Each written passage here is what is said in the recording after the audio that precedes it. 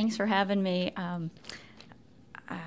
will tell you that I didn't know what I was getting into when I was asked to speak on radiation safety, that this was mandatory for all of you and that it was for more than a few people. But bear with me and please be patient as this is new to me. Not radiology, but just speaking to all of you and giving a presentation. Let me figure out which one I'm going to use here. So don't worry and think this is going to be a big physics lesson, because I promise you this will be the only slide that pertains really to physics. But basically, I just want you to know X-rays are a form of electromagnetic energy, and at the atomic level here, the K-shell in there next to the nucleus, if I can get this to point. Right here, this is a K-shell, and so an electron's knocked out of the atom, an outer shell replaces it, and what happens is the difference in energy creates X-ray, and that's as technical as I'm going to get in terms of X-ray production for y'all, so don't worry. Characteristics of X-ray, it's important to know. Mainly, it's invisible. It travels in straight line, so it won't. X-ray, when it's on, it doesn't curve around anything. Travels at the speed of light, and the beam diverges. Like if you think of a flashlight, okay. So X-ray comes from a straight direction but diverges out. There are three cardinal principles of X-ray or radiation protection that we're all taught: time, distance, and shielding. They're basic, but they're very important, and it's the foundation of protecting ourselves and the patient. So you want to spend the least amount of time in the room when the fluoro's on. That's basic. Distance, you want to stand as far away as possible, preferably 6 feet or more. And you want to be wearing lead when you're in the room. The inverse square law basically states that as you double the distance that you step away from the source, you're actually diminishing the dose by 4 times.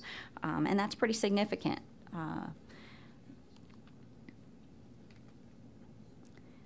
Shielding is the third aspect, and so personal protection. There's several items that you can utilize: devices, lead aprons, thyroid shields, lead glasses, rolling and suspended shields you probably have in many of your rooms, and lead gloves. And back to what I want to share with you about lead aprons. They should be 0.5 millimeter thick of lead.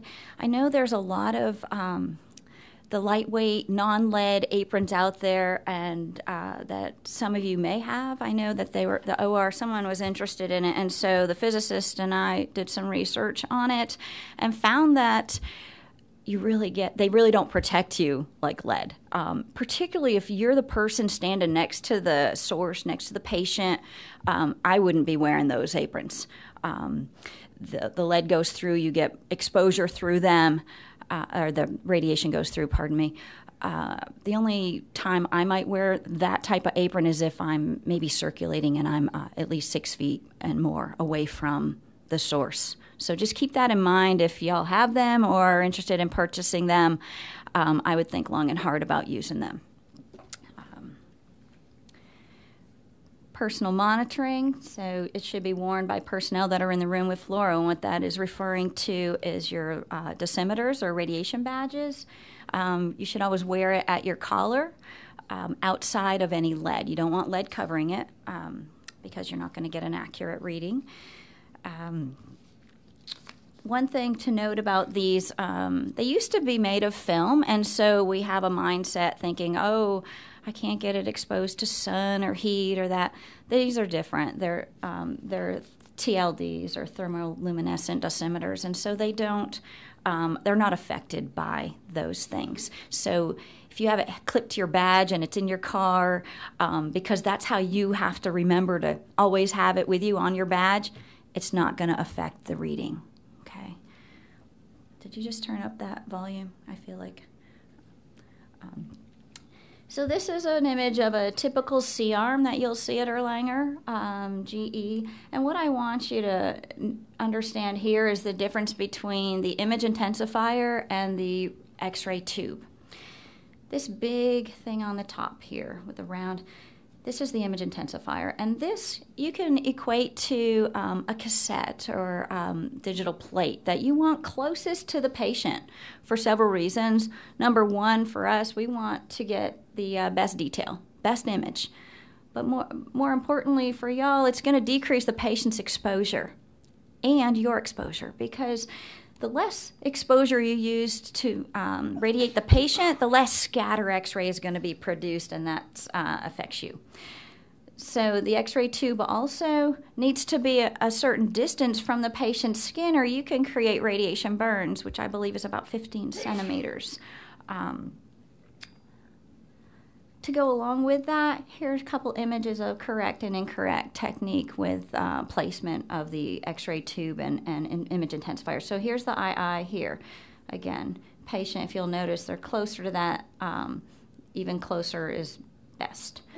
X-ray tube, see here, you could potentially burn them. And again, magnification is created here. The further you bring a patient away from that II, the blurrier, the less detail you have in your image as well. And your radiographers know how to adjust those things, as well as the technical factors using pulse and such. So no safe amount of radiation exists. There's any amount can produce an effect. So as you can see, things like cataracts and hair loss and damage to the skin, cancers. The thing is, these things don't show up right away. So I was talking to Joy Ireland the other day, and she was mentioning how she feels that exposure that she's had over the years may have contributed to her cataracts without wearing lead glasses and things. So X-rays, you know, it's dangerous. So we need to be mindful of that. Radiation levels that should trigger documentation in eSafe. Many of you, I don't know if nursing or radiology, who enters these eSafe, but I get a report every quarter, or I see them when they're entered. And what should trigger one is not just 60 minutes of fluoro time, or it's this or 5,000 milligray or greater exposure. So you can have this and not this. Or you can have 74 or 5 minutes of fluoro and maybe 3,000 milligray. And that needs to trigger an eSafe. The patient needs to be educated in terms of having received a higher dose than expected from these procedures. Because here on the next slide, I'm going to show you that these are damaging effects that can occur to the skin at these levels of exposure. And here's the time onset of what it can take for it to show up. So it's pretty surprising that just this low, I say low, but compared to, this does not trigger an eSafe. So 2,002 gray equals 2,000 milligray, okay? So early transit, which is temporary erythema or a red rash, reddening of the skin, can occur within the time maybe they're here, maybe not. Everything else is a week and a half, 3 weeks, a year out. I've seen reported in this institution as high as 11 gray, 11,000 milligray on a complex case, possibly in cath lab. I can't recall. But if you look, these things can occur at a year out. So the patient is not going to necessarily associate this high exposure that they've received a year later or even 3 weeks later. So we want to be sure that we're telling the patient, hey, you received this little higher than normal exposure, and you can have the doctor tell them this. But they need to know that they need to be monitoring this site for any type of hair loss, reddening rash, and then if they experience that, they want to follow up with their doctor, PCP, or the physician who did this procedure. So we as workers, our primary source of exposure is from scatter. So it's not from the primary beam coming out of the equipment, it's from what's coming from the patient. Keep that in mind when you're standing in the room. Here's an example of, here's an x-ray tube, here's your useful divergent beam patient, and here's your plate, we'll say. Scatter, this is just to demonstrate in terms of scatter. This obviously is upside down in terms of what I showed you in the beginning. But scatter comes out from the patient in these directions. And with the tube coming this direction, scatter's going to go this way. Again, here are a couple slides that I think are good for demonstrating. Here's the tube on top, here's the tube on the bottom. And so this is the direction scatter's going to go versus the image intensifier going down. And I believe, without having worked in your surgery suite, but I believe some tables have lead on the bottom to help absorb this scatter. Correct me if I'm wrong. And I like this slide because this demonstrates how the exposure decreases with distance. This image here has the eye on top. You see your physician, potential worker here, bent over. If they were short like myself, so your face is down here, shorter workers get more exposure. I found this when I was in radiology school. Sorry, that's just the way it is. My first year, at the end of my first year of school, I had a higher reading on my badge cumulatively than all of the second-year students. So to help combat this, if you're a surgical tech or you're someone that's right next to here working, a platform will assist you in decreasing that. And again, distance. Anytime you're able to step away when they're x-raying, every 1 foot, every bit helps in decreasing your exposure. So then here I've got a comparison of the eye on top and the x-ray tube on top and the exposure that is received, okay? So, again, now this one is when the C-arm is in the lateral position, so it's horizontal. Here's the best place to be on the same side as the image intensifier, okay? As opposed to next to the tube, and where is usually the doctor? Right here. Okay, so you may want to make them aware that that's a hot spot, and they may want to step away as possible. And I understand that it's not always possible, but lead glasses, thyroid shields, whatever protection, hanging shields, power injectors, whatever you can use to get further away from the source will help you. And I've got a link to the radiation protection policy on the intranet. I've pulled out a couple, this is actually copied and pasted from that policy. I had been told that, I've heard that some people use the mini C-arms without lead. While I understand the exposure and dose is a lot less, again, as I said earlier in this PowerPoint, there's no safe amount. So not only that, it's state regulation and it's hospital policy that you wear lead during any fluoro procedure. So please be mindful of that. Remind our practitioners to put lead on to protect themselves. It's for their own safety. Another piece to the policy, something that was updated within the last year or so that I'm not sure you're aware of, but particularly your managers need to know that all new lead, when you purchase it, it must be fluoroscoped or x-rayed prior to putting it in use.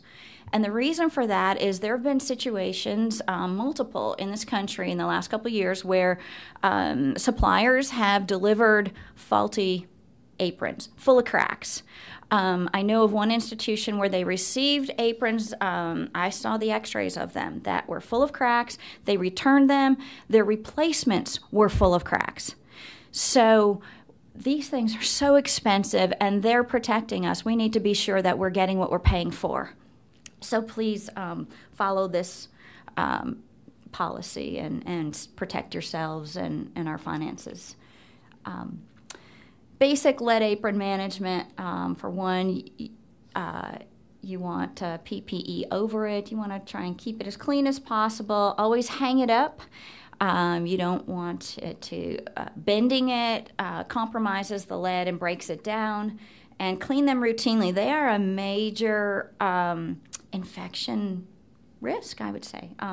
It's bigger getting into risk management now that, the germs that are on those. You think about our jackets carry germs and such. Think about these lead aprons. They should be cleaned frequently.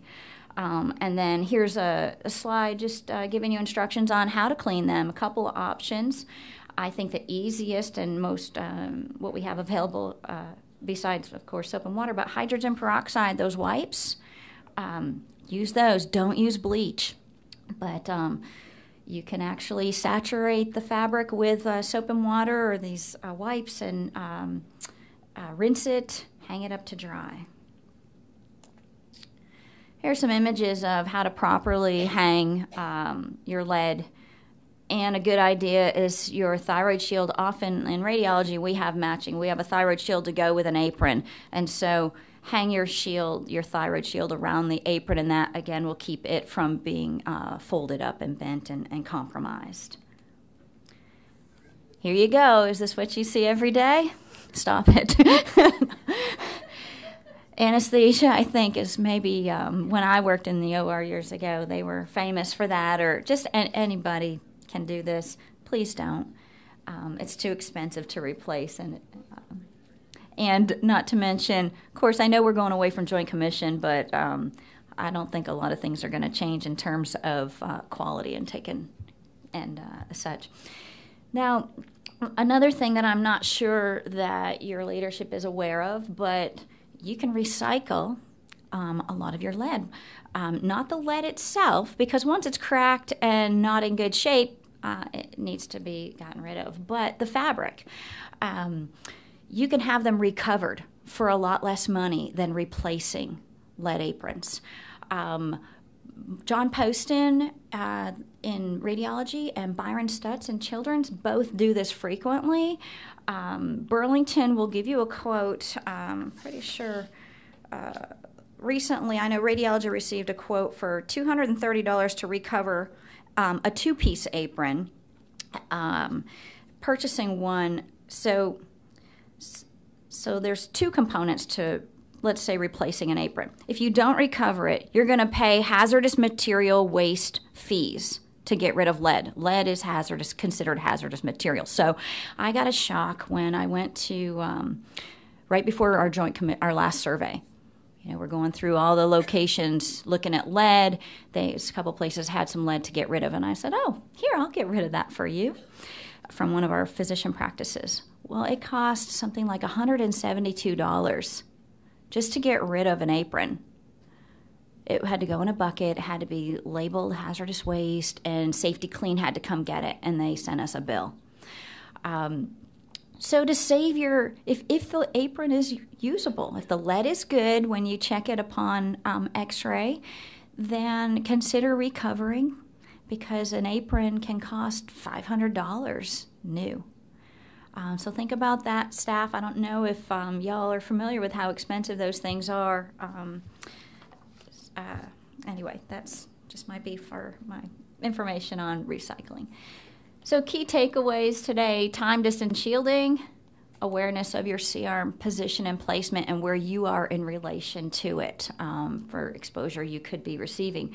And additionally, I know I didn't mention that the size of your patient will affect that scatter too. The bigger someone is, the more x-ray it takes to penetrate them, the more scatter is going to be produced. So keep that in mind. Radiation exposure is cumulative. So it's not like you get exposed and then, a week later I get exposed and I'm starting new. No, the effects are cumulative over a time frame in our life. So that's why we keep track of your radiation dose, your exposure through dosimeters over your lifetime or your career here. And you can take that record with you. If you leave here and you go to work somewhere else, you can request from me I can get your exposure formal exposure that you've received here and send that to you or your new employer. Okay. Wear your dosimeter and return it timely. We pay a lot of money. We provide hundreds of badges in this institution, and every time we are charged $8.50 for unreturned or late badges. We pay hundreds of dollars in unnecessary fees for that. And lead apron cleanliness and storage. Just be mindful of cleaning your apron and storing them properly. Here's my contact information. Our radiation safety officer is Chuck Brewer. He works for Stone Associates, which is our physicist group. He's here a lot. You may see him in the OR. But this PowerPoint will be available to you all as well. So, can I answer any questions for you? Yes, sir. I've never seen a dosimeter. I've been here 2 years, and I've never. And what is your position? What do you do? Circulator. Okay. Well, and it could be that because you're not you're not within proximity 6 feet of the source that they. Okay. Okay.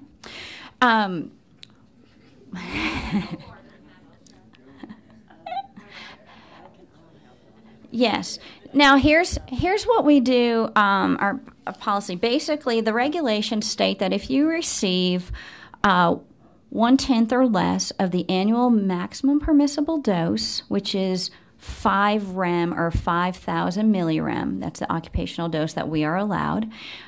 So 10% or less, you don't need to be monitored. What I do with places and employees, like physician practices, let's say, that have x-ray, let's see, maybe fluoro, regular x-ray, they don't need it, but we will issue a badge and monitor your exposure for 6 months or a year. And if you receive the minimal amount or less than 10%, we cancel your badge, give you a letter, and you sign off on it, noting, and that's state regulation. We can do that. We don't, if you're not in a position where you're actually receiving exposure, then it's not necessary, and it's expensive. So I wouldn't deny someone the opportunity. If you're in the OR and you feel that you're getting exposure and you want to be protected, I'm happy to issue a badge. I would ask that, again, you be mindful of turning them in on time and wearing them. Does that answer your question? Okay. So if you would like one, talk to your manager and they will email me the information that is necessary. What I need for that is your full name, no nicknames. I need your date of birth and your last 4 of your social. Any other questions? All right. Well, I thank you. Oh, no, she's not asking a question. I thank you for your time this morning, and please feel free to contact me if you think of something else that you would like to know or I can help you with. Oh, yes. Okay, so just to clarify, so if you're more than 6 feet away from the serum while the serum is being used, do you need to wear lead?